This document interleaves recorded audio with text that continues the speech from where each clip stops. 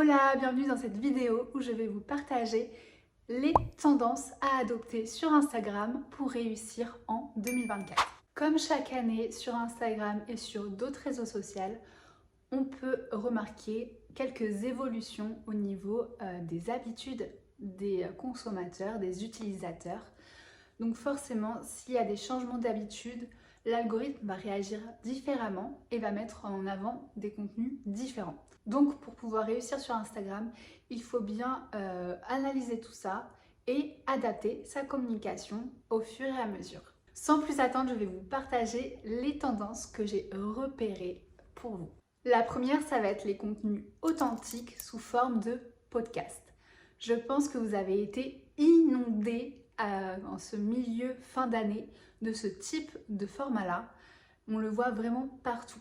Donc ce qu'on retrouve le plus souvent, ce sont des extraits en fait, des podcasts que font les personnes. Donc ça va être des podcasts enregistrés en vidéo. Donc si vous avez déjà un podcast, je vous conseille vivement de passer au podcast vidéo.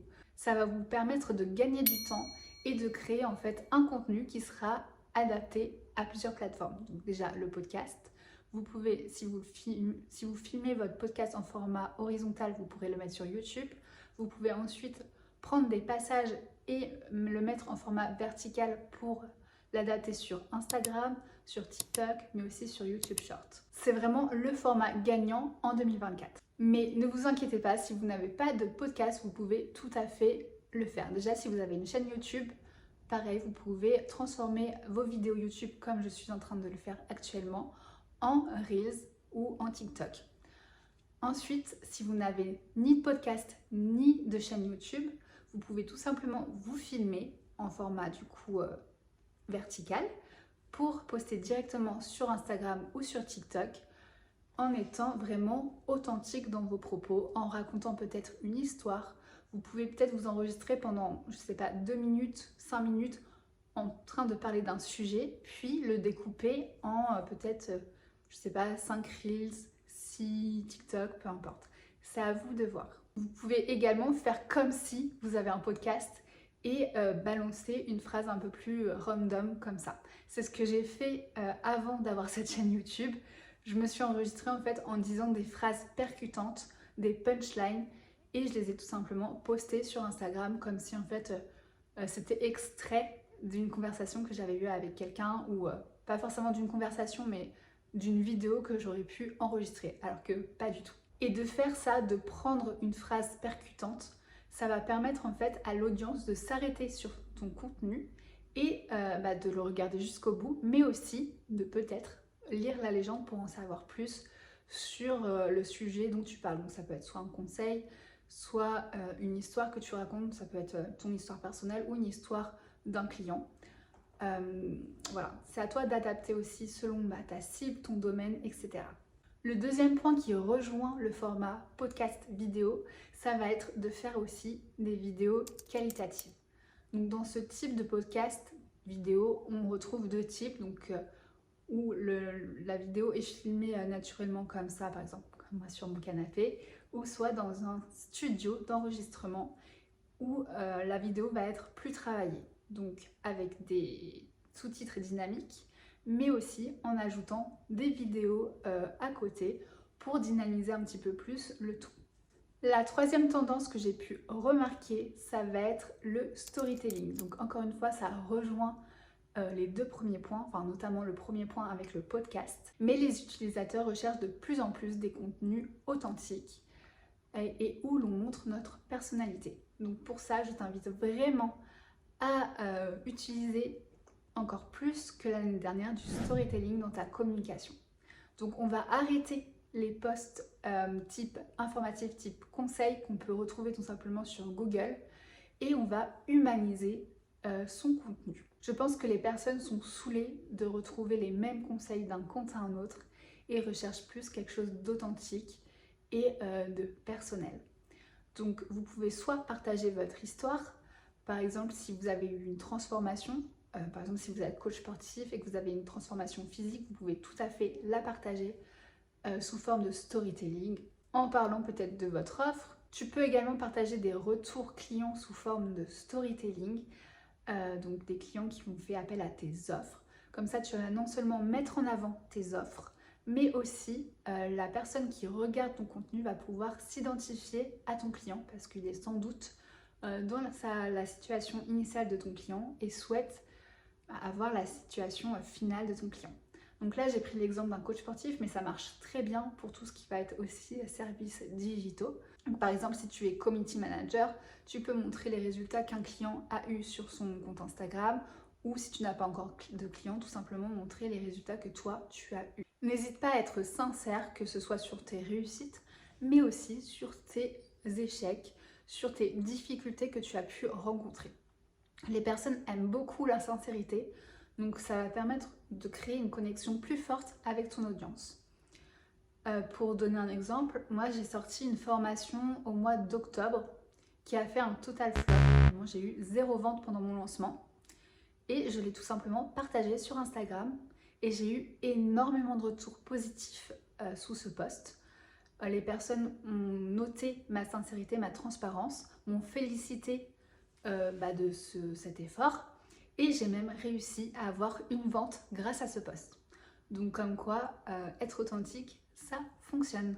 Et quand je parle des difficultés, tu peux très bien parler des difficultés en tant qu'entrepreneur et non pas seulement dans ta niche, donc coach sportif, community manager, coach business, etc. Tu peux vraiment parler d'un point de vue un peu plus général des difficultés que tu rencontres. Et je t'invite également à partager tes difficultés un peu plus dans le lifestyle. Donc par exemple, si tu es entrepreneur et que tu t'adresses à des entrepreneurs du coup, de montrer un peu les difficultés que tu peux avoir dans ce monde entrepreneurial. Donc peut-être des difficultés à te motiver, ça peut être, je sais pas, l'URSSAF, qu'est-ce qu'il y a peut avoir d'autre, l'équilibre pro-perso. Tu peux parler de tout ça comme quoi tu essayes de t'améliorer, tu peux parler de tes échecs par rapport à ça. Et si tu t'adresses plutôt à des particuliers, dans ce cas, tu peux partager, si tu le souhaites, les difficultés que tu rencontres dans la vie quotidienne que pourrait avoir ta cible. Donc par exemple, si tu es diététicienne, peut-être que tu as des difficultés à manger un aliment. Dans ce cas, n'hésite pas à le partager. Ça te rendra plus humaine et les personnes qui t'écoutent se sentiront vraiment comprises et créeront plus facilement un lien avec toi parce qu'ils vont se reconnaître. Ensuite, le quatrième point, ça va être l'utilisation de l'intelligence artificielle. Donc vous avez bien sûr ChatGPT, mais vous pouvez également utiliser d'autres logiciels comme Rapidly qui va en quelques clics te générer des propositions de contenu, que ce soit du texte, des idées, un calendrier éditorial, etc. Donc je t'invite vraiment à gagner du temps en utilisant ces outils. Donc bien sûr, il faut bien écrire le script pour que l'intelligence artificielle te propose des choses adaptées à ce que tu souhaites. Tout ça, ça s'apprend en testant, en détaillant en fait bien chaque point. Tu vois, par exemple, moi, pour ChatGPT, j'ai des fois un petit peu de mal à lui dire ce que j'ai envie qu'il me fasse.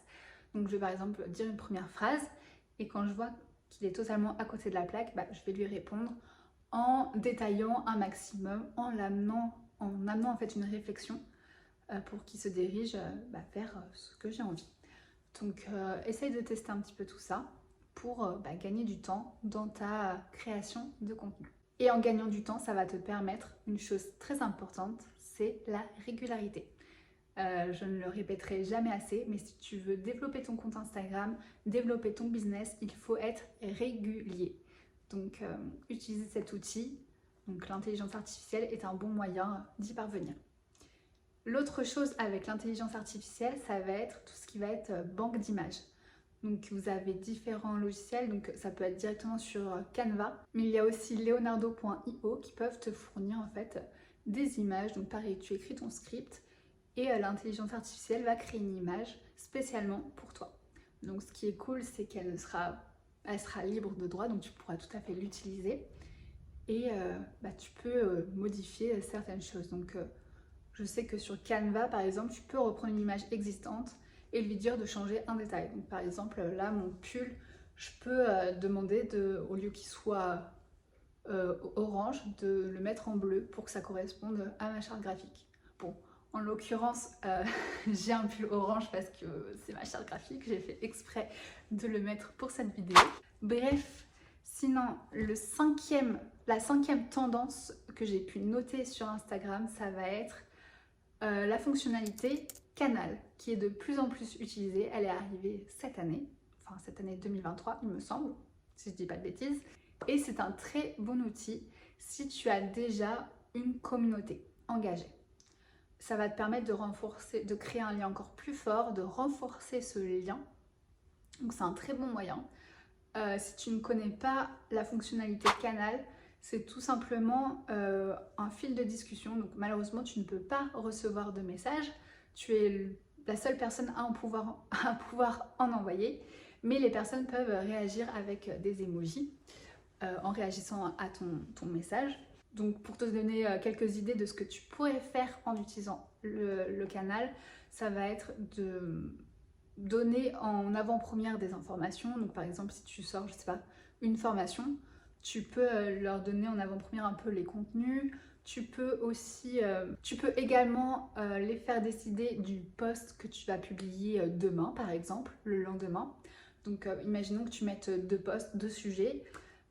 Et tu leur demandes si vous préférez le sujet 1, mettez l'emoji cœur. Si vous préférez le sujet 2, mettez l'emoji qui rigole, par exemple.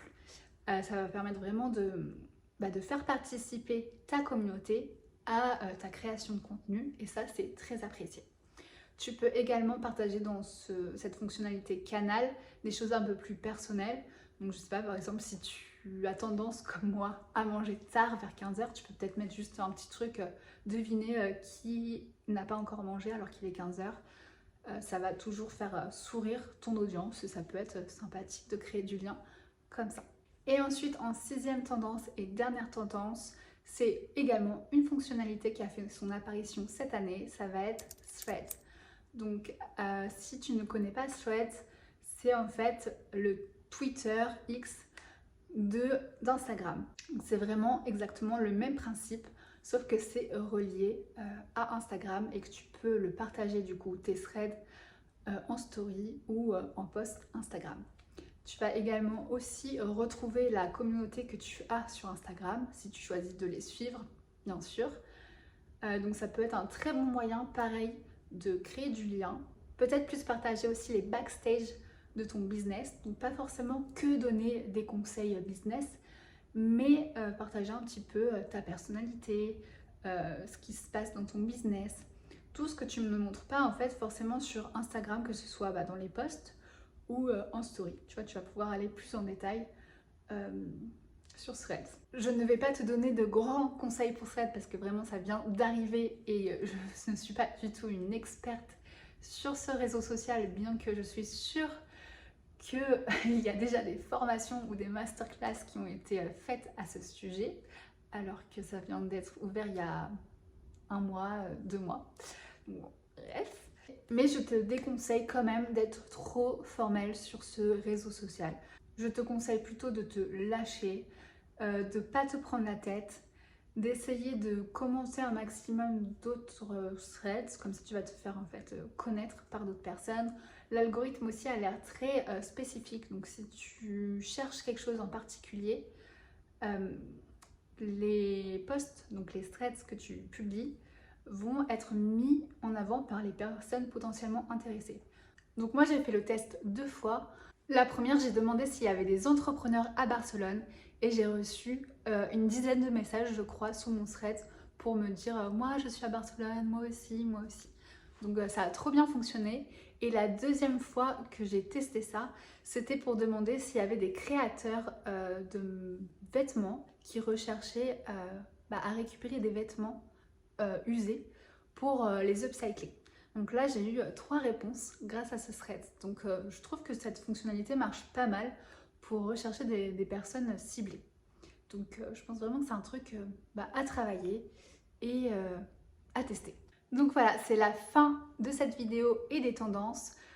Si tu as d'autres idées de tendances, si tu as repéré d'autres tendances à faire sur Instagram pour réussir, n'hésite pas à me les partager en commentaire. Je serais ravie de voir tout ça et ça pourrait aider aussi d'autres personnes.